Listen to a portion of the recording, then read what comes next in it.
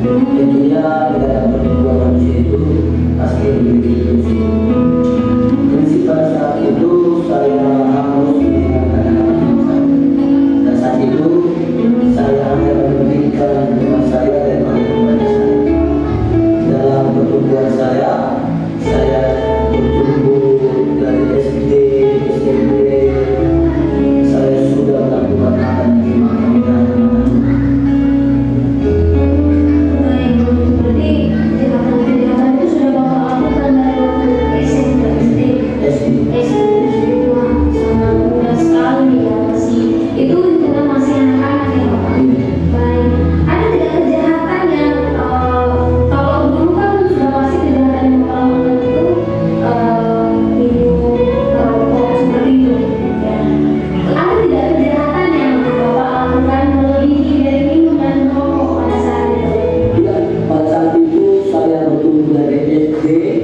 SMP. Jadi pada saat itu saya hanya memiliki prinsip bahwa saya itu senang karena hanya bersama teman-teman saya. Lantas kenapa saya harus hidup tanpa teman-teman saya kalau saya tidak senang? Namun saya memiliki komitmen, saya senang pada teman-teman saya berteman walaupun itu dengan cara salah, minum, merokok, bahkan melakukan hal-hal yang lain yang membuat orang benci dengan kami. Karena saya memiliki prinsip bahwa saya sendiri harus senang bersama teman-teman saya. Pas saya kelas 3 SMP, saya terjerumus tidak lagi hanya melakukan minum dan merokok. Saya pada saat itu mencuri di SMP Negeri 1 Sebuga di Grosok. Pada saat itu kami mencuri dan menikmati hasilnya. Dan kami bekerja pada saat itu dan saya mengambil tempat. Dan begitu saya dan teman saya bertongkrong 3 orang. Pas waktu itu Bapak ya, pada saat itu saya itu yang menjadi Tuhan. Jadi pada saat itu saya melakukan apa yang diajarkan Tuhan itu mencuri, dan kami nikmati hasilnya dengan nongkrong, dengan menikmati dengan bersama teman-teman. Dan saya ditangkap polisi dan saya dibawa ke kantor untuk diproses dengan apa yang menjadi saya lakukan pada saat itu. Saat itu tidak mereka dengan saya mencuri, tapi hanya teman biasa saja. Tapi sudah sering.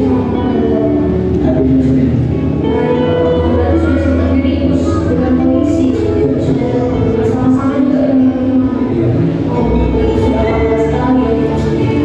sewaktu Bapak pada waktu itu menjadi polisi, apakah ada kemudian Bapak itu atau mungkin masih ada lagi kejahatan sistem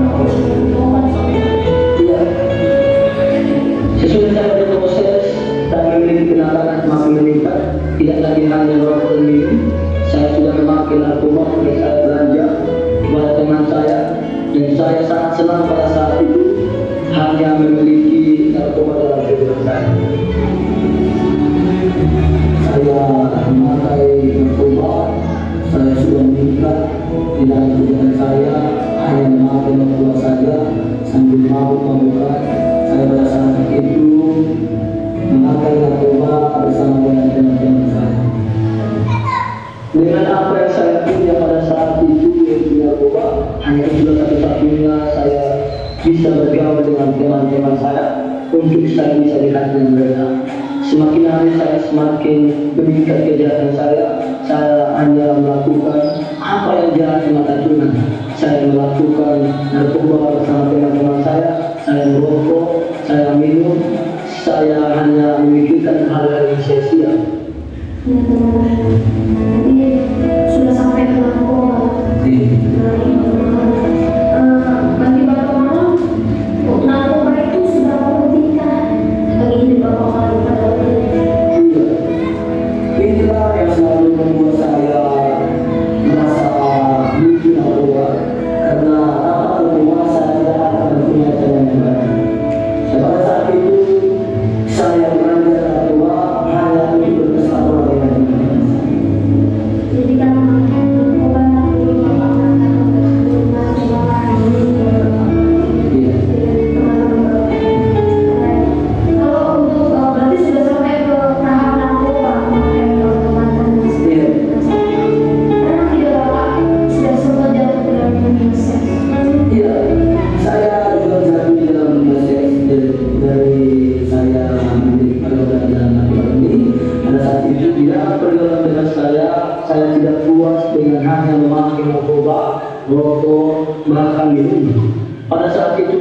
memiliki lawan saya itu perempuan yang sudah dulunya tidak beres. Saya berteman dengan dia sehingga saya masuk terjerumus dengan perempuan tersebut. Saya tidak puas dan saya kenalkan kepada teman-teman saya. Saya memakai hak teman-teman saya untuk menelpon perempuan tersebut. Pada saat itu saya undang dia di dalam pertemuan dan kumpulan kami. Saya hanya memiliki prinsip senang, ketika teman saya senang, saya juga senang. Dan pada saat itu ketika perempuan tersebut datang, saya hanya bisa tersenyum dan tertawa kepada teman saya. Dan saya pergi duluan dan memiliki kode kepada perempuan itu. Dan kami masuk di dalam sebuah kamar dan kami hanya melakukan apa yang menjadi yang jahat di mata Tuhan. Hal tersebut saya tidak sadar, saya sangat senang dengan apa yang sudah saya lakukan. Dan pada saat itu saya hanya memiliki hati yang gembira karena teman-teman saya gembira. Dan pada saat itu saya ngobrol kepada teman-teman saya dan saya memiliki kode kepada perempuan tersebut dan menyuruh pergi, sehingga saya memakai HP teman saya lagi dan menelpon perempuan yang saya memiliki dalam baru. Dan pada saat itu saya menyuruh perempuan itu yang sudah saya bawa keluar. Dan pada saat itu kami menunggu yang lainnya, yaitu perempuan ke dalam baru saya lagi. Dan pada saat itu saya memiliki prinsip, perempuan ini saya harus bagi dengan teman saya. Dan pada saat itu saya dengan bersama teman saya dan menelpon dia untuk datang ke perkumpulan kami kembali dengan perempuan yang lain. Dan pada saat itu perempuan itu datang, saya sudah memiliki kode bersama teman saya untuk dia ikut bersama dengan saya. Dan pada saat itu dia sudah bersiap-siap untuk pergi ke belakang untuk melakukan apa yang jahat di mata Tuhan. Sehingga saya sudah membuat kode dengan teman saya. Dia masih berpikir dan tidak percaya, dan saya yakinkan saya duluan pergi dan saya tos mereka dan kami pergi ke belakang dengan kamar yang sama dan kami juga melakukan apa yang jahat di mata Tuhan. Dan saya menunggu teman saya pada saat itu datang. Saya melihat keluar, saya menunggu dan pada saat itu teman saya datang. Kami masuk bertiga. Dengan hal ini saya lakukan bukan hanya berdua saja, ada bertiga melakukan apa yang jahat di mata Tuhan. Dan sesudah itu kami menyesali hal tersebut.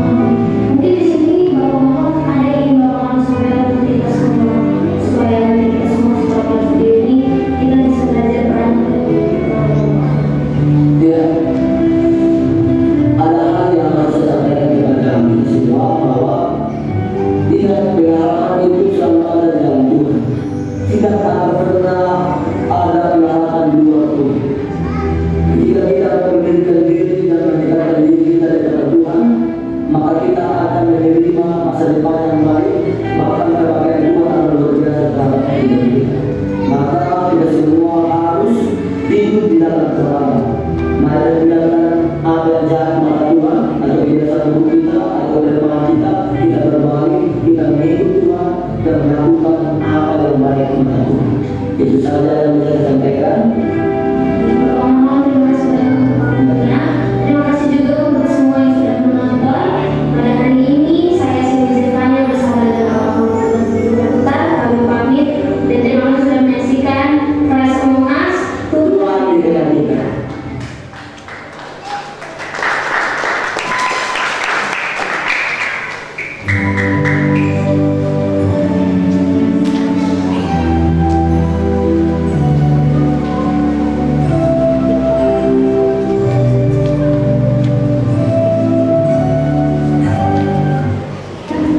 Shalom, selamat siang. Berjumpa dengan saya Sita.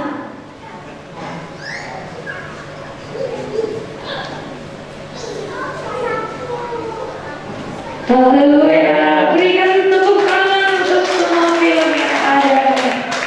Film yang luar biasa, di mana kita merasakan sedih. Hah? Kita menyaksikan betapa indahnya Tuhan mengubah seseorang. Benar sekali. Ada suatu perubahan yang kita bisa ambil dari setiap film yang ada. Dari yang dulunya pembunuh bisa jadi penginjil. Haleluya. Tuhan begitu. Selanjutnya kita akan mendengarkan komentar-komentar para juri. Saya undang untuk maju ke depan perwakilan para rayon untuk mendengarkan komentar. Ketua-ketua rayon boleh maju ke depan. Rayon A, Rayon B, Rayon C.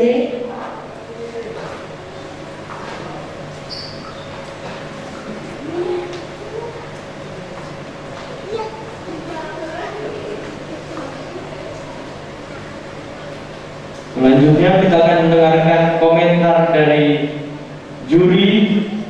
Yang terutama kita akan mendengarkan komentar dari Bapak Robert Purba. Dipersilakan untuk Bapak. Yang pertama ya, oke.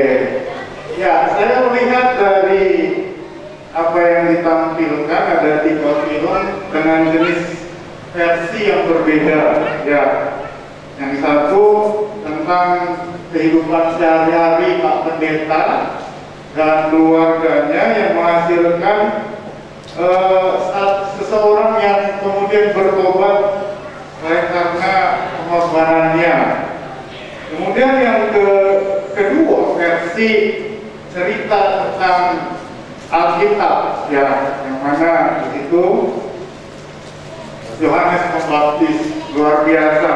Saya melihat di situ yang pertama adalah videonya atau filmnya menghibur, ya.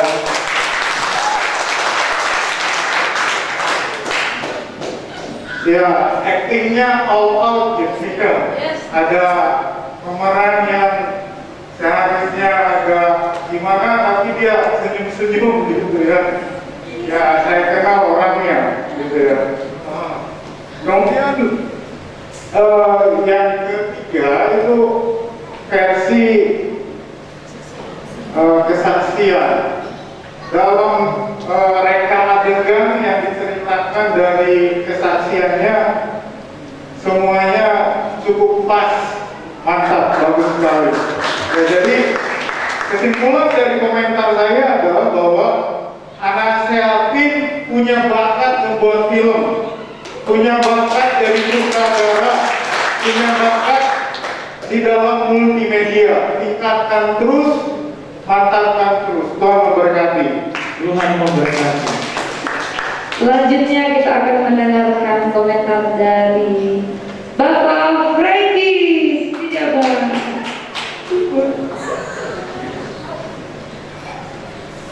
Ya, kalau dari saya untuk kelompok yang pertama saya agak sedikit bingung karena di kriteria penilaian itu ada yang dinamakan kesesuaian antara judul film dengan alur cerita. Jadi saya pribadi sangat terganggu karena saya mendapati tidak ataupun kurang sesuai antara judul dengan jalannya cerita ataupun kisah ini. Lalu suaranya sering lebih banyak nggak jelas, lebih kencang suara alamnya. Terus ada beberapa part tadi gambarnya juga kurang jelas. Bahkan pesan yang saya dapatkan dari video yang pertama yaitu agak sama-sama. Lalu untuk yang kedua, karena ini berketepatan kisahnya diangkat dari Alkitab, jadi saya lebih menyoroti apa yang dikatakan Alkitab. Tadi kalau saya tidak salah dengar, orang yang memampah Sakaria ya. Sakaria itu berkata bahwa setelah dia dapat penglihatan itu dia menjadi bisu dan buta. Nah ternyata apakah saya yang salah dengar atau saya yang bagaimana? Akhirnya saya cek Alkitab. Ternyata di sana dikatakan hanya bisu. Nah, jadi hati-hati dalam penyampaian. Lalu waktu tanya jawab, waktu Yohanes Pembaptis ada di kolam, nah itu kameramennya buat pusing. Sebentar ke Yohanes, sebentar ke ini, sebentar ke ini. Nah, mungkin kedepannya bisa lebih baik lagi, bisa lebih fokus, mungkin bisa jaraknya agak dijauh ataupun di zoom atau bagaimana. Lalu untuk pesannya, ya karena ini sudah diangkat dari kisah Alkitab, kita semua sama-sama udah tahu inti pesannya. Lalu untuk yang terakhir, yang sedikit mengganggu hanya backsound tatkala si pembawa acara memandu si sumber kesaksian. Hanya itu saja yang mengganggu. Dari keseluruhannya, kalian adalah bakat-bakat yang Tuhan miliki untuk pelayanan pekerjaan Tuhan. Tingkatkan potensi sekecil apapun yang kalian miliki untuk kemuliaan nama Tuhan. Tuhan Yesus memberkati.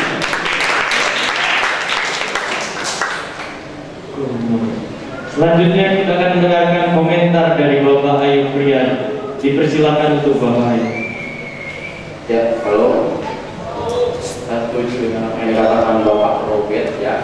Anak-anak saya itu sebenarnya orang-orang yang kreatif, ya, orang kreatif, bisa jadi sutradara, bisa actingnya luar biasa.